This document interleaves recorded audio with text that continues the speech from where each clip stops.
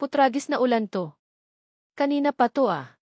The words ripped from Lucas' throat, raw with a frustration that had been simmering for the past hour.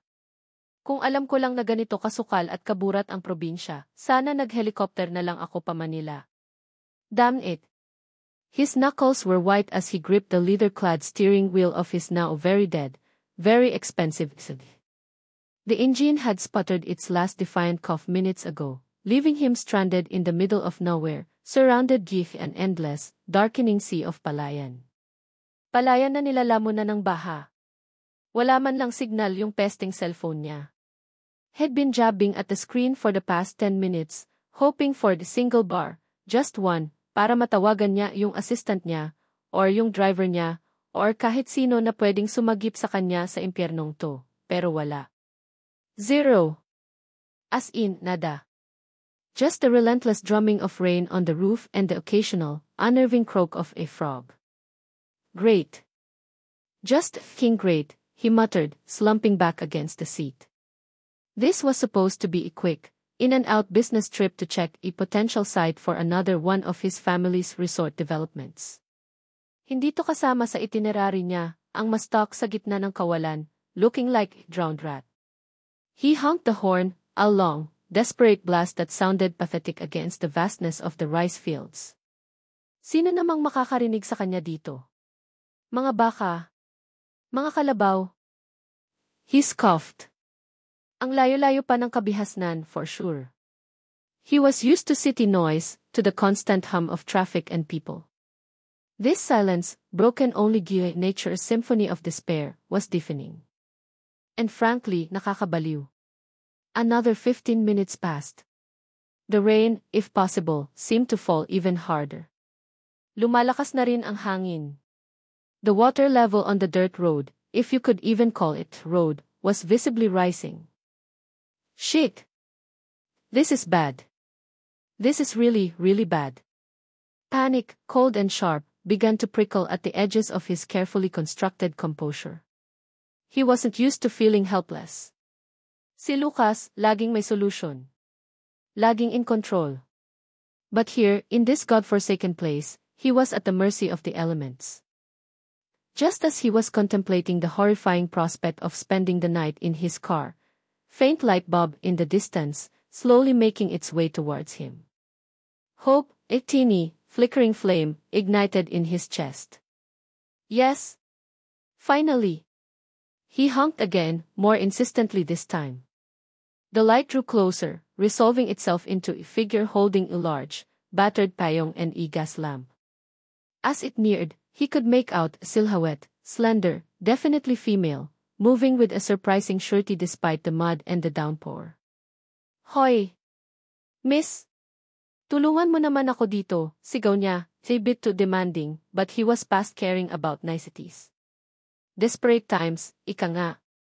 The figure stopped a few feet from his car. The gas lamp illuminated a young woman probably in her early 20s. Nakasuot ng simpleng t-shirt at shorts na kupas na, yung buhok niya nakatali sa isang messy bun, at may ilang hibla na dumidikit sa noo niyang basa ng ulan at pawis.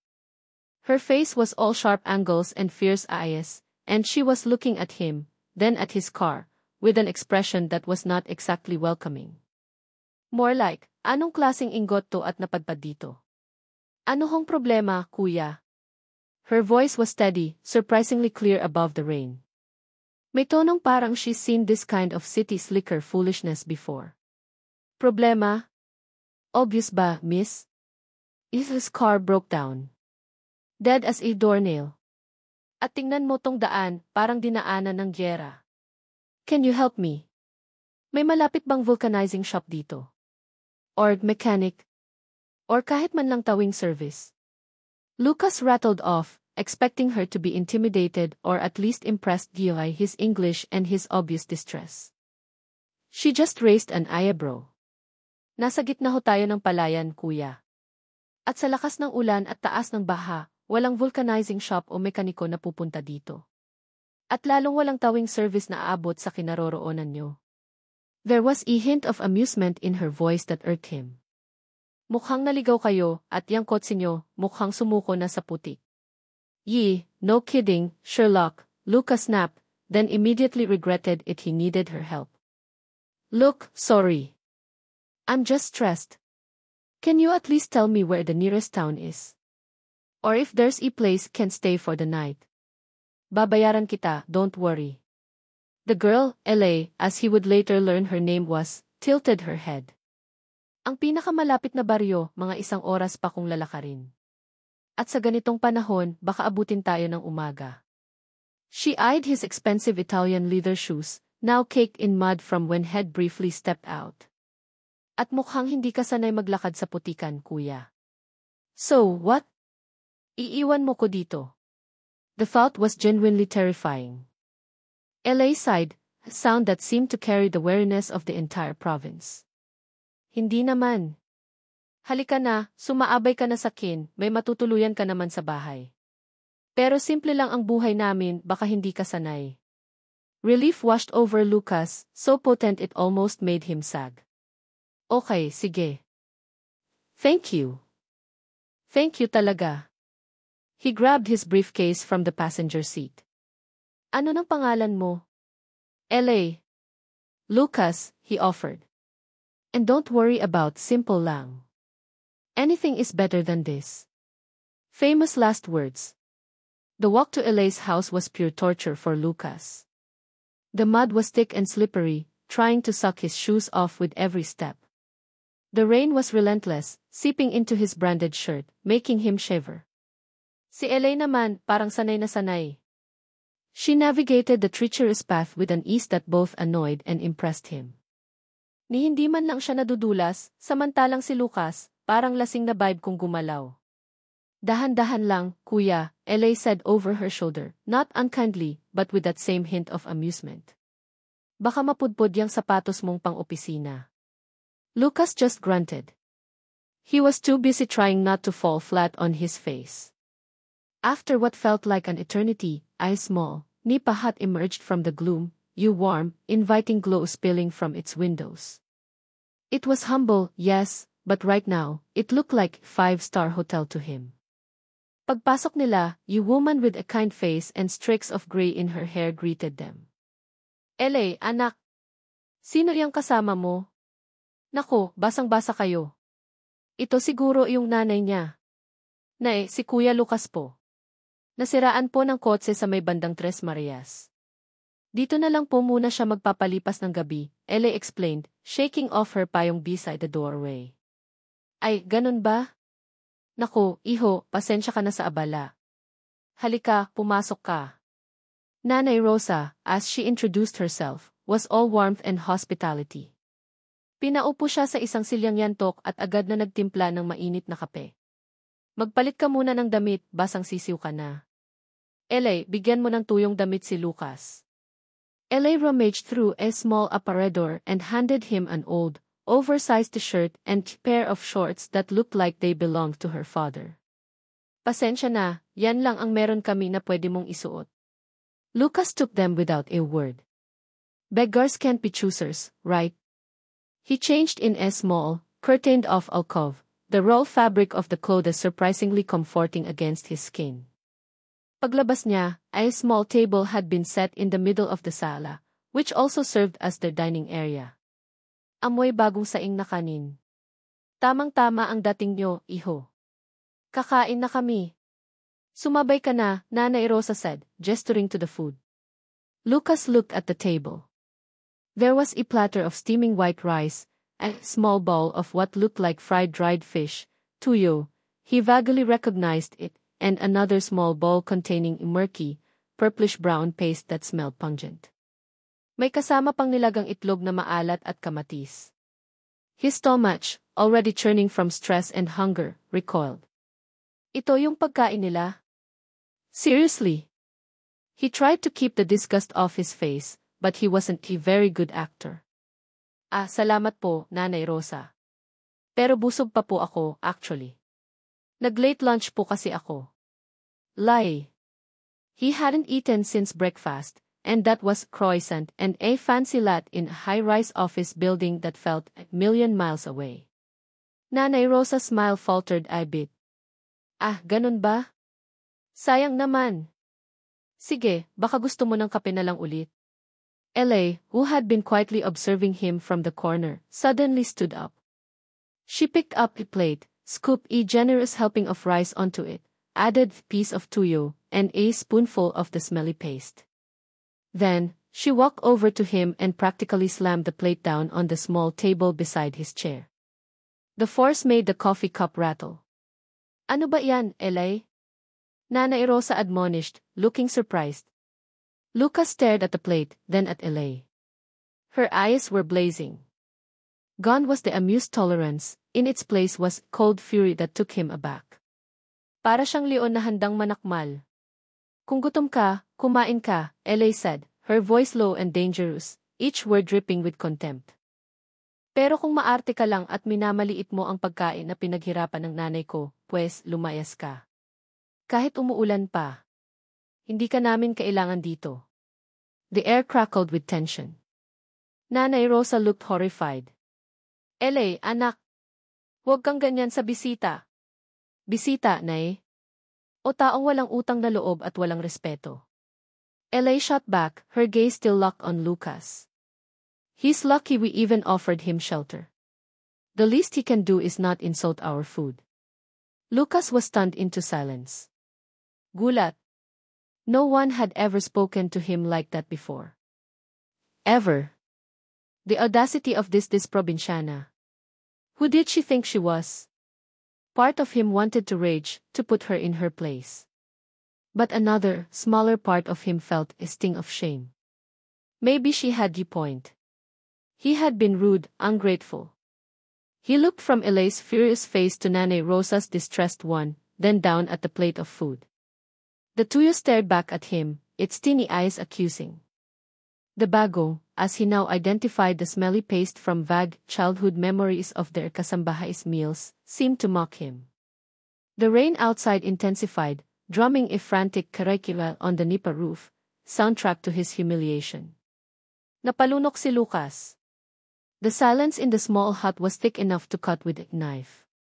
He was trapped, yesa the storm, dira his broken car, and now, dira this fierce girl and her damning ultimatum. Saan siya pupunta sa ganitong klaseng gabi? Sa ganitong klaseng lugar? Lalo na ngayong may babaeng halimaw na handang ipagtabuyan siya anumang oras. He swallowed hard. Now what? The morning after felt like different dimension. Hindi na yung galit at gulat kagabi ang nangingibabaw kay Lucas, kundi isang malalim na takot at a sense of utter displacement. The rain had mercifully stopped, but the world outside the nipa hut was a landscape of devastation. Mula sa maliit na bintana, kitang-kita niya ang pinsalang iniwan ng bagyo. Mga puno ng saging na nakahandusay, yung palaya na dati dagat ng berde, ngayon ay parang isang malaking, maputik na lawa. And his car? Probably submerged even deeper give now. Great. He hadn't slept well. Paano ka naman makakatulog ng mahimbing sa banig na manipis, na may kasamang orkestra ng mga palaka at kuliglig, at yung anino ni Elay na parang multo na nagbabantay sa bawat kilos niya? Every rustle of the anahaw leaves, every creak of the bamboo floor, sent jolt through him. And the memory of her ultimatum, kung maarte ka, lumayas ka, kept replaying in his head. He'd ended up choking down a few bites of the rice and tuyo, more out of fear of Elay's wrath than actual hunger. It tasted foreign. Rough. Like the life here. Gising ka na pala, iho, bati ni Nanay Rosa, her voice gentle contrast to the harshness of the previous night. Naghahanda na ito ng almusal, sinangag, itlog na pula at yes, tuyo again. Plus, a steaming mug of kape barako. The aroma, at least, was comforting. Good morning po, Lucas managed, trying to sound more civil than he felt. His body ached from the unfamiliar sleeping arrangement. May balita na po ba sa daan? Makakaalis na kaya ako ngayon? He was desperate to escape. Kailangan niyang makabalik sa syudad, sa comfort zone niya. Nanay Rosa shook her head, her expression sympathetic. Naku, iho, masamang balita. Kakaradyo lang ni Kapitan. Nagkaroon daw ng mga landslide sa may bandang papuntang bayan. Sarado lahat ng kalsada. Baka abutin pa ng 2 o 3 araw bago madaanan ulit. 2 or 3 days. Nanlaki ang mata ni Lucas. 3 days? Seryoso po. Pero, I have meetings. I have work. The panic was back, clawing at his throat. Wala bang ibang paraan? Kahit maglakad? Kahit ano? Elay, who had just entered from outside, her arms laden with freshly picked sitaw, snorted. Maglakad? Sa tingin mo ba, kuya, yang sapatos mo na mukhang gawa sa balat ng anghel, kakayanin yung ilang kilometrong putik at bato na gumuho? Baka bago ka makarating sa kabilang baryo, kalansay ka na. Elay, saway ulit ni Nanay Rosa. Huwag kang ang ganyan magsalita. She turned back to Lucas. Pasensya ka na, iho. Pero delikado talaga. Mas mabuti pang maghintay ka na lang dito hanggang sa maging ligtas na ang daan. Huwag kang mag-alala, hindi ka namin pababayaan. Hindi pababayaan. The words were meant to be reassuring, but to Lucas, they sounded like prison sentence. 3 araw. 3 araw pa siyang ma-stuck sa lugar na to, kasama ang babaeng to na halatang-halata ang pagkairita sa kanya. This was a nightmare. Pero yung gamit ko sa kotse. Yung briefcase ko, he asked, remembering his laptop, important documents. Naku, kung saan man yun napadpad, baka inanod na ng baha yun, kuya, Elay said, a little too cheerfully for Lucas liking. Consider its donation to the river gods. Hindi naman siguro, Nanay Rosa interjected quickly. Mamaya, kapag medyo humupa na ang tubig, susubukan naming silipin ni Tomas, yung pamangkin ko. Baka makuha pa natin. Lucas could only nod, feeling a profound sense of helplessness. Takot. Takot na baka hindi na siya makaalis dito. Takot sa kawalan ng kontrol. He felt stripped bare, no fancy car, no tailored suit, no army of assistants at his beck and call. Dito, he was just Lucas. The mayabang na naligaw. The day unfolded with a slowness he wasn't accustomed to. Walang internet, walang walang malls. Ang tanging ki-entertainment ay ang panonood sa mga manok na nagkakahig sa bakuran at ang pakikinig sa kwentuhan ng mga kapitbahay na dumadaan para makibalita. Everyone seemed to know everyone. And everyone seemed to be staring at him, the outsider. Late in the morning, a young man, presumably Tomas, arrived. After a brief discussion with Nanay Rosa, he and a couple of other men from the barrio set off to check on Lucas' car. Lucas wanted to go, but Nanay Rosa advised against it. Maputik pa masyado, iho. At baka makasagabal ka lang sa kanila. Sanay na iyang mga yan. So he waited, pacing the small confines of the hut like caged animal. Elay, for her part, mostly ignored him, busy with her chores, nagwawalis, nagpapakain ng baboy sa maliit na kulungan sa likod bahay, nag-aayos ng mga nasirang gamit. She moved with an efficiency that made him feel even more useless. Around lunchtime, Tomas and the others returned, carrying his mud-caked briefcase. Relief, sharp and sweet, floated Lucas. Oh, thank God. Salamat. Salamat talaga. He rushed to take it, but Tomas held it up. Kuya, yung laman, basang-basa na. Yung laptop mo, mukhang wala na rin. Pero yung mga papeles, baka pwede pang maisalba kung maibibilad agad. His heart sank. His laptop. His lifeline to his world. Gone. But at least the documents maybe. After quick lunch, more rice, some kind of ginataang gulay, and yes, fish, Nanay Rosa suggested, Lucas, iho, kung gusto mong maibilad yung mga papeles mo, doon sa may bila o sa labas. Mainit na ngayon. He carefully laid out the damp papers on the woven tray, the ink bleeding on some, the expensive paper warped and wrinkled. It was a mess. As he was doing this, he saw Elay struggling to lift the heavy sack of what looked like unhusked rice from a makeshift sled near the kamalig. Mukhang galing sa anihan bago bumagyo. It looked incredibly heavy. She grunted with effort, her small frame straining. For a moment, Lucas just watched. Part of him, the part that was still smarting from her barbs, wanted to see her fail. But another, unfamiliar impulse stirred within him. Maybe it was Nanay Rosa's persistent kindness. Maybe it was the sheer boredom. Or maybe, just maybe, it was a flicker of something else. Kailangan mo ng tulong, he offered, the words feeling awkward on his tongue. Ella stopped, surprised. She looked at him, then at the sack, then back at him, a skeptical look on her face. Kaya mo ba to? Baka mabalian ka lang ng buto, kuya. The kuya still had that sarcastic edge. It pricked his pride. Of course, I can. It's just a sack of rice. Famous last words, part 2. He strode over, full of confidence he didn't quite feel, and tried to hoist the sack onto his shoulder the way he'd seen men do in movies. Bad idea. The sack was deceptively heavy, the raw jute scratched his skin, and his city soft muscles screamed in protest. He took a wobbly step, then another, trying to aim for the kamalig. And then it happened. His foot, clad in borrowed, ill-fitting tsinelas, slipped on a patch of slick mud he hadn't seen. With a yelp that was more surprised than manly, he went down. Hard. Sideways. The sack of rice landed partly on top of him, partly beside him, spilling a cascade of golden grains into the muck. Lucas lay there for a moment, stunned, covered head to toe in thick, brown, smelly mud. Ang lagkit. Ang baho. Parang pinaghalong lupa, dumi ng hayop at kung ano-ano pang provincial horrors. He could feel it seeping into his borrowed clothes, into his hair, even into his ears. This was, by far, the most humiliating moment of his entire, privileged life. Then he heard it laughter. Not just a giggle, but full-blown, unrestrained laughter. It was Ella.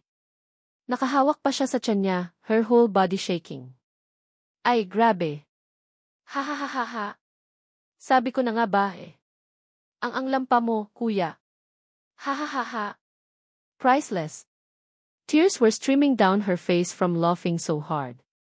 Even a couple of kids who were playing nearby stopped to stare, then started giggling too. Mortification burned through Lucas, hotter than the midday sun. Gusto niyang magpalamon sa lupa. He struggled to get up, but the mud made it difficult. He felt like he beached well. Ella, tama na yan. Tulungan mo na si Lucas. Nanay Rosa rushed out, a look of concern mixed with poorly suppressed amusement on her face. She extended a hand to Lucas. Dahan-dahan, iho. Okay ka lang ba? With Nanay Rosa's help, he managed to get to his feet, dripping mud, smelling like carabao. He felt small, foolish, and utterly defeated. I'm fine, he mumbled, though he was anything but. His entire body ached, and his ego was bruised black and blue.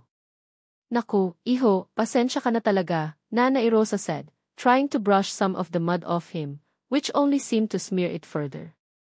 Mabigat talaga yung bigas na iyan. Kahit si Ella, nahihirapan dyan minsan. She gave Ella a pointed look. Sige na, anak, tulungan mo nang maglinis si Lucas.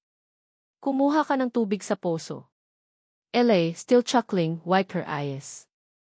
Okay, Nay. Grabe, aatakihin yata ako sa puso kakatawa. Sorry na, kuya. Epic fail ka kasi talaga. She sauntered off towards communal well pump a short distance away, eyeball swinging in her hand. Nanay Rosa led Lucas to a bench.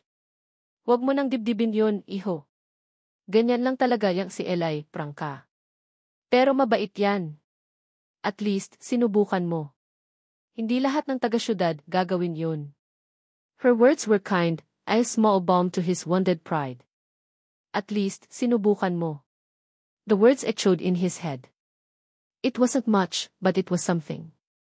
When Ella returned with a bucket of water, Lucas half expected her to douse him with it instead. She set it down and handed him a tabo. O, banlawan mo iyang sarili mo. Baka mangamoy ka hanggang bukas. Her tone was still teasing, but the earlier malice seemed to have lessened, replaced by a kind of grudging respect. Or maybe she was just tired of laughing at him. He spent the next hour scrubbing himself clean ira the poso, the cold water shock but also relief. He felt raw. Exposed. But as he changed into another set of borrowed clothes, Nanay Rosa seemed to have an endless supply of her husband's old things. Strange feeling began to settle in. The fear was still there, yes. But alongside it, something else was stirring. A teeny flicker of pag-asa. Hope that maybe, just maybe, he could survive this. The next day, the reality of being stranded truly sank in. With no phone signal and no way out, Lucas was forced to observe, and eventually, participate, in the daily curriculum of provincial life. Nakita niya kung paano magtulungan ang mga tao sa baryo. Someone's pigsty needed mending after the storm. A group of men, Thomas among them, showed up with tools and bamboo. A portion of the small footbridge connecting their area to the next cluster of houses had been washed away. They were already planning how to rebuild it, using salvaged wood and communal labor.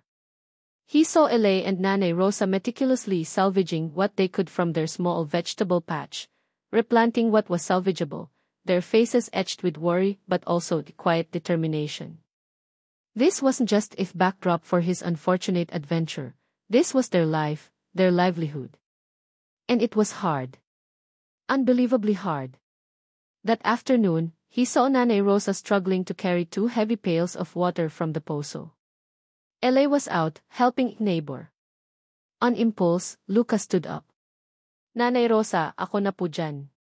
Nanay Rosa looked up, surprised. Sigurado ka, iho. Baka mabigatan ka. She remembered his rice sack incident, no doubt. Kaya ko po to, he said, trying to sound confident. He picked up the pails. They were heavy, yes, but manageable. He walked slowly, carefully, back to the hut, his arms straining, but he didn't spill a drop. When he set the pails down, Nanay Rosa was beaming. Aba, magaling. Marunong ka pala eh. Later, as he passed beside the sari-sari store where a group of men were taking a break from clearing debris, he heard them talking. Nakita niyo ba yung tagamay nila kanina? Nag-igib ng tubig para kay Aling Rosa. Nga, eh. Akalain mo yun? Mukhang mayaman pa naman. Baka naman tinuturuan na ni Elay. Ha ha ha. Their surprise was palpable. And for some reason, it didn't sting as much as Elay's slaughter had. That evening, as the sun began to set, casting long shadows across the recovering landscape, Lucas found himself sitting on the bamboo steps of the hut, just watching. The air was cooler now, filled with the sounds of crickets starting their nightly chorus. He looked down at his hands. They were no longer the smooth, manicured hands of a city executive. They were dirty, with a couple of small scratches from the water pails, and the beginnings of what felt suspiciously like blister on his palm. He should have been disgusted. He should have been lamenting his fate. But instead, as he flexed his fingers, a small, almost imperceptible smile touched his lips. It wasn't a happy smile, not yet. But it wasn't a smirk of contempt either. It was something new. Something tentative. The paa was definitely sa putik. His heart, still very much sa gulo. But for the first time since his car died, a teeny, fragile seed of pag-asa had begun to sprout in the muddy, unfamiliar soil of his predicament. Maybe, just maybe, these 3 days wouldn't be a complete waste after all. He still wanted to go home, desperately. But the sharp edge of panic had softened, replaced by a wary acceptance and a dawning, grudging respect for the resilience of this place and its people. Even for Elay, who, despite her sharp tongue, worked harder than anyone he knew. His jeepney, its engine roaring defiantly, rumbled past on the main dirt road, miraculously passable now for sturdier vehicles, though still not for his low-slung easily. It was a sound from the outside world, a reminder that his other life still existed. But for now, he was here. And he was, surprisingly, starting to adapt. The next few days blurred into a routine that Lucas, surprisingly, found himself settling into. Hindi na siya yung imayabang na naligaw lang. He was now Lucas, the guy from Manila who was surprisingly not entirely useless. His initial takot had given way to a grudging acceptance, and now, a sliver of something akin to dare he say it, pag-asa. Not just hope of escape, but hope for something less defined. The landslide-blocked roads remained impassable for regular vehicles, so his stay was involuntarily extended. But instead of pacing like caged tiger, Lucas started finding small ways to make himself useful, mostly spurred by Nanay Rosa's gentle encouragement and, weirdly enough, Elai's continued, though slightly less sharp, teasing. Para bang hinahamon siya nito, and part of him wanted to prove her wrong.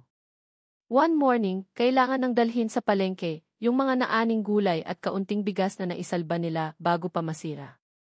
It was a long walk, and the sacks were heavy. Thomas was busy helping repair neighbor's roof. Without even thinking, Lucas found himself saying, "Ako na pong magbubuhat ng isang sako, Nanay Rosa." Para makatulong. Elay, who was already balancing a large basket of sitaw on her head with practiced ease, raised an eyebrow. "Sigurado ka, kuya? Baka madapa ka na naman dyan sa putikan at maging human scarecrow. Sayang ang bigas." The teasing was still there, but it lacked its usual bite. May halong something else. Curiosity, maybe. Kaya ko to, Lucas insisted, a bit defensively. He'd learned his lesson from the rice sack incident. This time, he positioned himself carefully, bent his knees like he'd seen the other men do, and slowly, steadily, heaved the sack onto his shoulder. It was heavy, damn heavy, but he managed it. He even managed a slightly smug look in Elai's direction. She just rolled her eyes, but Lucas thought he saw the corner of her mouth twitch. "Tara na nga. Baka abutan tayo ng tanghaling tapat." The walk to the market was an experience. Nadaanan nila yung maliit na tulay na kahoy na nasira ng baha. Each group of men from the barrio were already there, working together, some sawing wood, others clearing debris. Bayanihan, Nanay Rosa had called it the spirit of communal work.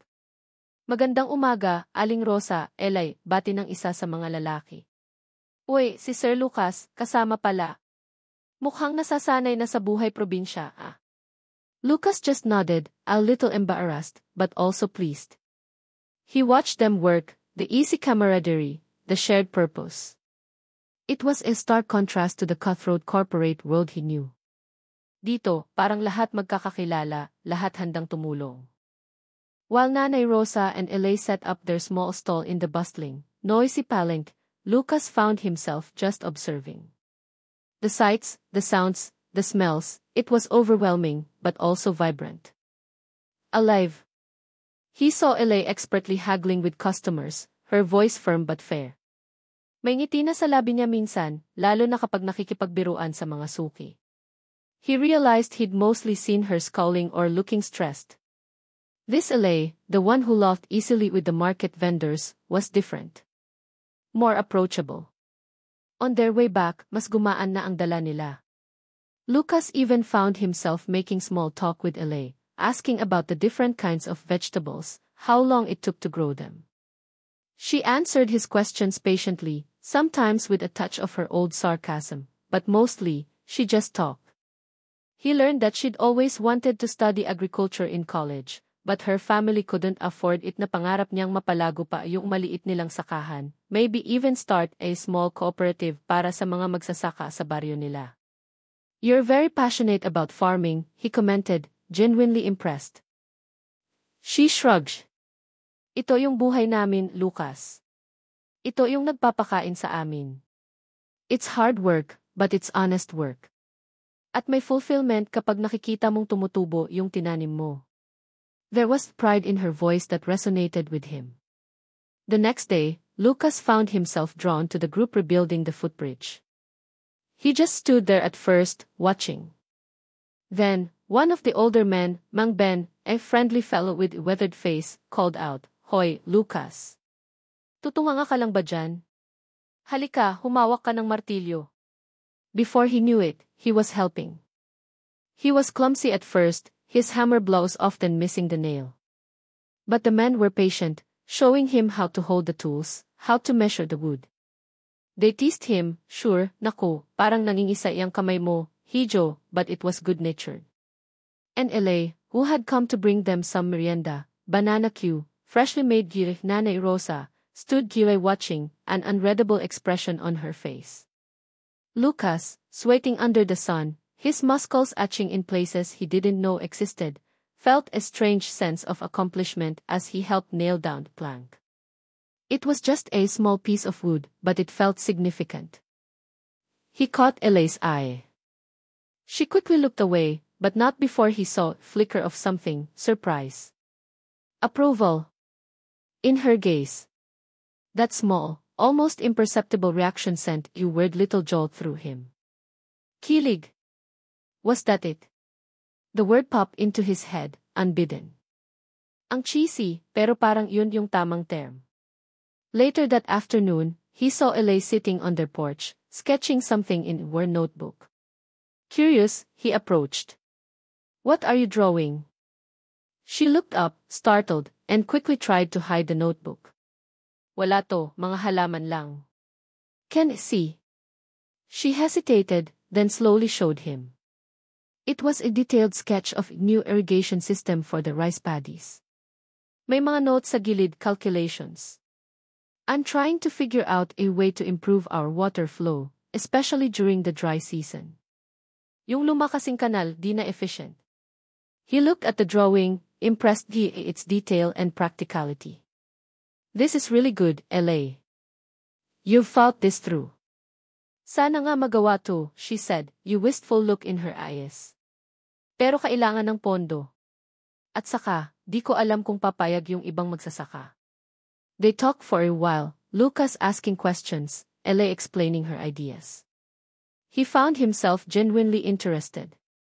He even offered a few suggestions, drawing from his business background, about how she might be able to present her plan to the community. For the first time, they weren't bickering or teasing. They were just talking. Like two equals. One afternoon, while Lucas was attempting to help Nanay Rosa fix a leaky faucet, task he was surprisingly good at, thanks to a few YouTube tutorials he'd binged during a boring business trip, he saw Elay approaching neighbor's hut. A little girl, maybe 5 or 6 years old, was crying on the doorstep. Her mother was trying to comfort her, looking distressed. Elay knelt beside the child, her voice soft. Anong problema, Nen? Bakit ka umiiyak? Kasi po, at Elay, the mother explained, wala kaming may luto. Naubos na yung bigas namin at yung konting naani, nabasa ng ulan. Lucas watched as Elay's expression softened with empathy. Without a word, she went back to their hut, scooped a generous portion of rice from their own supply into a small bayong, and grabbed few pieces of dried fish. She brought it back to the neighbor. Heto, Aling Martha. Pasensya na, kaunti lang to, pero sana makatulong pansamantala.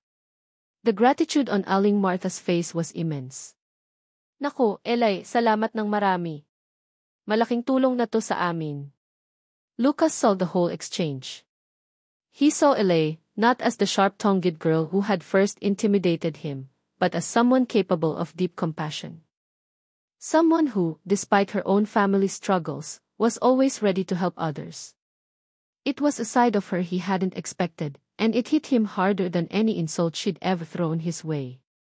This probinsyana, this palengke girl, as his father might disdainfully call her, had a bigger heart than most of the social na kilala niya sa Manila.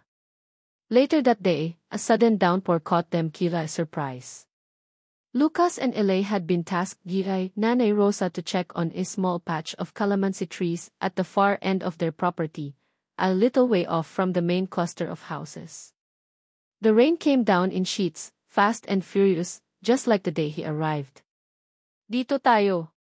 Elay shouted over the roar of the rain, pulling him Eli the arm towards a small, dilapidated kubo-kubo in the middle of clearing.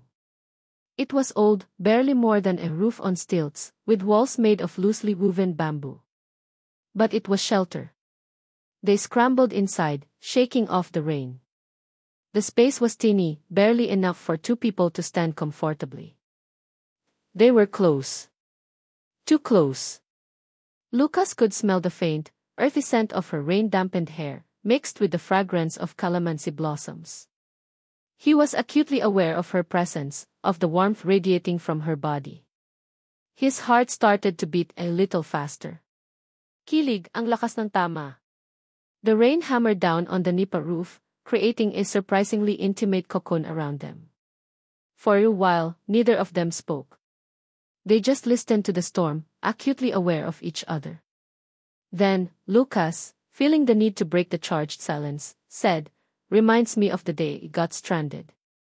Ella looked at him, a small smile playing on her lips. Na, ano? Pero at least ngayon, may kasama ka nang magreklamo sa ulan.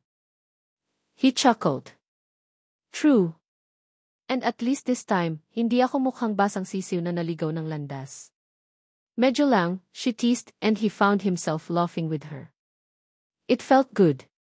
Natural. The easy banter faded, and a more comfortable silence settled between them. Lucas found himself looking at Ella, really looking at her. Her face, usually set in a determined frown or a sarcastic smirk, was softer now, her guard down. May ganda siyang natural, yung tipong hindi kailangan ng kolorete. You know, Lucas began, his voice a little hesitant, I misjudged you when first got here. Ella turned to him, her expression curious. Oh, ano bang akala mo sakin? I thought you were just mataray. Palaban. Yung tipong laging galit sa mundo. He paused, searching for the right words. But you're not. I mean, you are palaban in a good way. But you're also kind. And smart. And you care a lot about your family, about this community. Ella looked down, faint blush creeping up her neck. Kailangan, Lucas. Kung hindi kami magtutulungan dito, walang mangyayari sa amin. At yung pamilya ko, sila yung pinaka-importante sa lahat. She looked back up at him, her gaze direct. Ikaw, bakit ka ba napunta dito in the first place? You never really said. Mukhang hindi ka naman turista na naghahanap ng adventure. Lucas hesitated. He hadn't talked about his life in Manila, his family, his work, to anyone here. But looking at Ella, in the dim light of the kubo, with the rain as their only witness, he felt an urge to share. Yung family we own, chain of resorts, he began slowly. I was here to survey the potential site for new development. Sa may bandang kabilang bayan daw. Ella's eyes widened slightly. Resort? Dito. Yeah. He saw a flicker of something in her eyes, concern. Disappointment. He couldn't quite tell. Yeah, why father he's all about expansion. Bigger, better, more profitable. And you? What do you think about it? She asked, her voice soft. Lucas sighed. Honestly, I don't know anymore. Before this whole getting stranded adventure, I probably would have just gone along with it. It's business, right? But now seeing all this he gestured vaguely outside, towards the fields, the community. It makes you think.